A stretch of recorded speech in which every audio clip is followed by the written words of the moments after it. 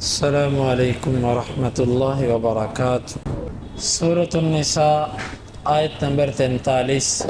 اعوذ باللہ السمیع العلیم من الشیطان الرجیم من ہمزہ ونفخہ ونفثہ یا ایھا الذین آمنوا لا تقربوا الصلاة وانتم سکارى حتی تعلموا ما تقولون۔ اے ایمان والو، تم نماز کے قریب نہ جاؤ اس حال میں کہ تم نشے میں ہو، یہاں تک کہ تم جان لو جو تم کہہ رہے ہو۔ شراب کے بارے میں یہ دوسرا حکم تھا۔ پہلا حکم شراب کے بارے میں یہ اترا تھا، اثمہما اکبر من نفعہما۔ شراب کے اندر اور جوئے کے اندر نفع کم ہے، گناہ زیادہ ہے۔ یہ پہلا حکم تھا۔ اس کے اترنے کے بعد سیدنا امیر المؤمنین عمر فاروق رضی اللہ عنہ، جن کو اللہ تعالیٰ نے رجال ملہم بنایا تھا، انہوں نے کہا کہ اللہم بین لنا فی الخمر بیانا شافیہ، اللہ شراب کے مسئلے میں واضح بات ہم تک کر دے۔ پھر ایک وقت گزرا، دوسرا حکم یہ آیا کہ لا تقربوا الصلاة وانتم سکارى، جب تم نشے کی حالت میں ہو تو نماز کے قریب نہ جاؤ۔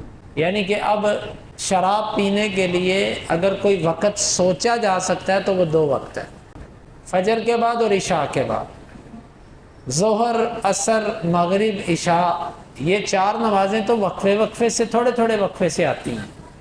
یعنی آپ یوں کہہ لیجئے کہ یہ قرآن کا ایک انداز ہے جو میرے اور آپ کے لیے ایک تربیت کا دروازہ کھولتا ہے کہ کسی عادت کو چھڑوانا اتنا آسان نہیں ہوتا۔ ہم اگر فوری طور پر چاہیں گے نا کہ ایک بندہ اپنی 20 سالہ 30 سالہ زندگی اور نیچر کو چینج کر لے، یہ قدر ایمان چاہیے اس کام کے لیے۔ ہاں، بعض صحابہ تھے جب لا الہ پڑھا تو سب کچھ ختم کر دیا یکدم، اس کے لیے قوی ایمان چاہیے، وگرنہ عادات کو چھوڑنا مشکل کام ہے۔ وہ کہتے ہیں نا، بچپن سے 55 تک، کہاوت ہے کہ بچپن کی عادات 55 پہ جا کے چھوٹتی ہیں جب بندہ بوڑھا ہو جاتا ہے۔ تو یہ بات حقیقت ہے، کسی بھی عادت کو چھوڑنا مشکل۔ قرآن کی آپ دیکھیں کہ حکمت کو پہلے کہا کہ اس میں نفع کم ہے، نقصان زیادہ ہے۔ پھر دوسرا حکم یہ نافذ کیا کہ بھئی جب تم نشے میں ہو تو تم نے نماز کے قریب نہیں آنا۔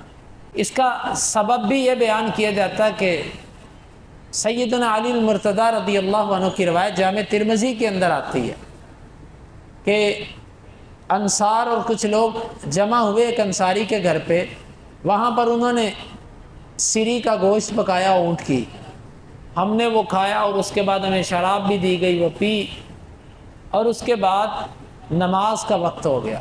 نماز کا وقت ہوا تو آگے کر دیا گیا، مجھے سورت پڑھی، قل یا ایھا الکافرون لا اعبد ما تعبدون ولا انتم عابدون ما اعبد ولا انا عابد ما عبدتم ولا انتم عابدون ما اعبد۔ اس سورت کو یوں پڑھ دیا، قل یا ایھا الکافرون اعبد ما تعبدون او کما قال، اے کافرو جس کی تم عبادت کرتے ہو اسی کی میں کرتا ہوں۔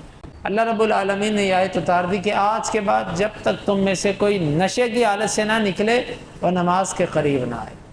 لہٰذا اس آیت مبارکہ میں ایک حکم بیان کرنا مقصد ہے کہ جب تم نشے میں ہو تو نماز کے، لیکن اب کوئی بندہ نشے کو دلیل بلا کے نماز سے پیچھے رہے، اب نشہ حرام ہو چکا ہے۔ دوسری بات ایک ہوتی ہے نیند۔ بعض دفعہ کسی انسان کو ایسی نیند آئی ہوتی ہے کہ اس کو کوئی پتہ نہیں ہوتا وہ کیا کہہ رہا ہے اور کیا نہیں، اور اسی طرح بعض دفعہ نیند والی ادویات ہوتی ہیں۔ اس کے بارے میں اصول اور قاعدہ یاد رکھیے گا۔ اگر آپ نفلی نماز کے اندر ہیں تو آپ کے لیے عذر ہے کہ آپ نماز کو ترک کر دیں، نماز کو مختصر کر دیں، اپنی نیند پوری کریں۔ لیکن اگر آپ فرض نماز میں ہیں تو نیند کو آپ جواز بنا کر فرض نماز کو ترک نہیں کر سکتے۔ آپ یہ کہیں کہ جی اللہ نے کہا جب تم نشے میں ہو تو نماز کے قریب نہ ہو، تو آپ نشے میں نہیں ہیں۔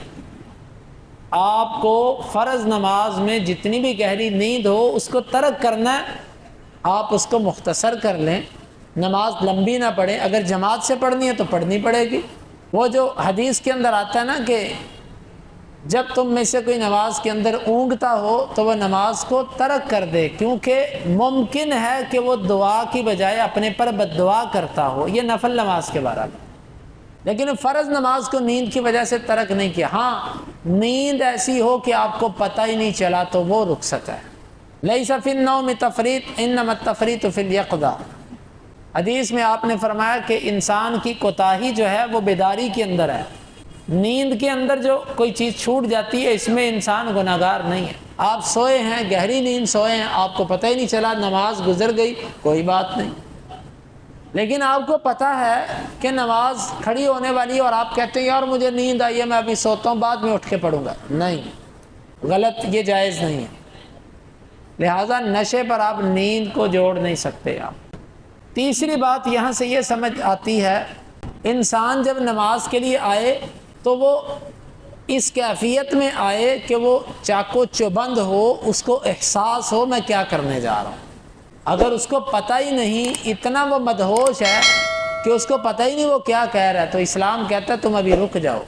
اسی طرح ہر وہ چیز جو آپ کی توجہ نماز میں خراب کرے، اسلام کہتا ہے پہلے اس کو پورا کرو۔ مثال کے طور پہ آپ نے فرمایا جب کوئی بندہ تم میں سے نماز کے لیے آئے وَهُوَ يُدَافِعُهُ الْأَخْبَثَانِ، اس کو دو خبیث چیزیں مشکل بنا رہی ہوں تو وہ نماز نہ پڑھے جہاں تک کہ وہ ان سے فارغ ہو جائے، قضائے حاجت۔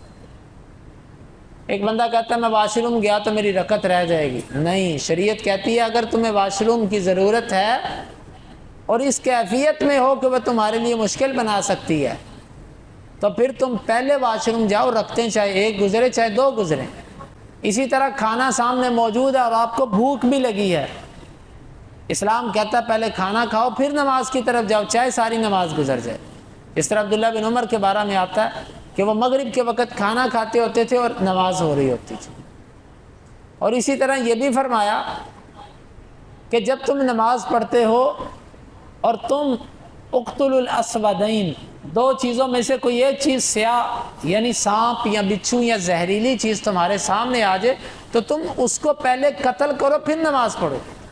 یعنی آپ شریعت کے اگر احادیث کو دیکھتے ہیں تو شریعت ہمیں ہر وہ کام پہلے نپٹانے کا حکم دیتی ہے جو کام ہماری نماز کے اندر توجہ کو دوسری طرف لے جائے۔ لیکن اس کا یہ مطلب نہیں ہے آپ کو کرکٹ کا میچ لگا ہوا ہے، جب تک میچ ختم نہیں ہوتا میں نماز نہیں پڑھوں گا کیونکہ میری توجہ میچ کی طرف ہے۔ یا آپ کہتے ہو مہمان آئے ہیں، جب تک مہمان نہیں چلے جاتے میں نماز نہیں پڑھوں گا۔ دکان پہ گاہک آیا، جب تک میں اس کو تسلی سے فارغ نہ کر لوں میری نماز پر توجہ نہیں رہے گی۔ یہ شیطانی چیزیں۔ اسلام نے جن چیزوں کا ذکر کیا وہ آپ کی بدن کی ضروریات ہیں، کھانا ہے یا زہریلی چیز کو مارنا، بدن کا تحفظ مقصود ہے، قضائے حاجت کرنا بدن کا ایک حق ہے۔ باقی اس کے علاوہ دکانداری ہے، دوست احباب ہیں، کوئی کھیل تماشا ہے، اس کی وجہ سے نماز کو لیٹ کرنا اس کی رخصت نہیں ہے۔ اب آئیے اصل مقصود کی طرف۔ شریعت ہمیں کہتی ہے جب نماز کے لیے آؤ تو تم بالکل اپنے ذہن کو خالی کر کے آؤ تاکہ تمہیں پتہ ہو تم نماز میں کیا کہہ رہے۔ اب وہ بندہ جو نماز شروع کرتا ہے اور سوچوں میں پڑ جاتا ہے اور سلام پھیرتا تو سوچیں ختم ہو جاتی ہیں۔ شریعت کہتی ہے جب تم نشے میں ہو تم نماز کے قریب نہ ہو یہاں تک کہ تمہیں پتہ ہو تم کیا کہہ رہے ہو۔ اور جو بندہ ایسا سوچوں میں پڑا اسے پتہ ہی نہیں اس نے کیا کہا نماز کے اندر۔ میں اور آپ اپنی 5 نمازوں میں سے کوئی ایک نماز بھی شاید ایسی بنتی ہو، اللہ کرے ایک بھی بنتی ہو کہ جس میں ہمیں پتہ ہو ہم کیا کہتے ہیں، وگرنہ ہماری نمازیں گزر جاتی ہیں، ہفتے گزر جاتے ہیں، ہمیں پتہ ہی نہیں ہم نماز میں کیا پڑھتے ہیں کیا۔ اور اس کو ایک اور نقطہ نظر سے سمجھیے، ہم لوگوں کو آج تک نماز کا ترجمہ نہیں آیا۔ بہت کم لوگ ہیں جن کو نماز کا ترجمہ آتا ہے، اور جن کو آتا ہے ان کو بھی پوری نماز کا نہیں آتا، الا ماشاء اللہ، ماں سوائے چند لوگوں کے۔ اللہ تعالیٰ فرماتا ہے کہ یہاں تک کہ تمہیں پتہ ہو تم کیا کہتے ہو۔ جس بندے کو پتہ ہی نہیں وہ نماز میں کیا کہہ رہا ہے، اس کی زندگی گزر گئی نماز کا ترجمہ ہی نہیں سیکھا، اس کو اس آیت کی روشنی میں سوچنا چاہیے۔ تو یہ آیت مبارکہ اگرچہ شراب کی بارہ میں اتری تھی کہ جب تم نشے میں ہو تو تم نے نماز کے قریب نہیں آنا، لیکن اس کے اندر بہت سارے احکامات ہیں، بہت سارے تربیتی پہلو ہیں۔ تو ہمیں اس آیت سے یہ بھی سمجھ آتی ہے کہ نماز کا ترجمہ آنا چاہیے تاکہ پتہ ہو میں کیا کہہ رہا ہوں۔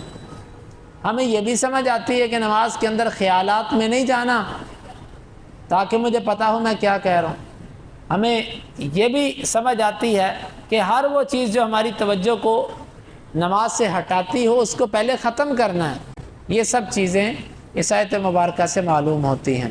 اللہ تعالیٰ سے دعا ہے اللہ تعالیٰ ہمیں ان آیات کو سمجھنے کی اور ان کے تقاضوں کو پورا کرنے کی توفیق عطا فرمائے۔